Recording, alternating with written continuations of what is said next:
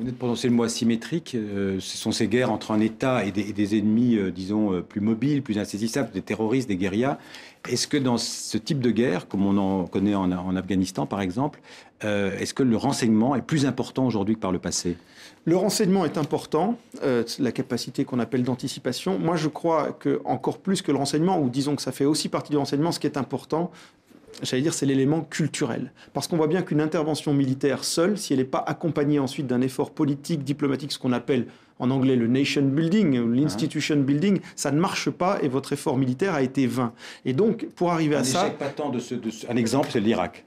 Oui, l'Irak et puis même l'Afghanistan, c'est pas brillantissime. Et donc on voit bien qu'il faut avoir des gens qui sont capables de parler les langues, de s'adapter à ces cultures, de connaître. Et ça, c'est le problème qu'on rencontre. Et c'est pour ça que moi, je suis très dubitatif sur les capacités que nous avons à faire du nation building sur la durée, parce que ça requiert des efforts humains considérables, des ressources humaines considérables. C'est là que l'Europe pourrait jouer son rôle aussi. L'Europe a des instruments sans doute plus évolués que beaucoup d'autres organisations, soit des organisations strictement militaires comme l'OTAN ou même l'ONU qui est souvent un peu paralysée par son envergure. L'Europe devrait avoir des moyens humains, notamment sur les politiques de développement. Elle est capable de faire beaucoup de choses de façon intégrée. Cela étant, quand même, vous parlez du nation building. Alors d'ailleurs, en français, il faudrait traduire pour les reconstruction d'un État. Oui, c'est la construction d'État.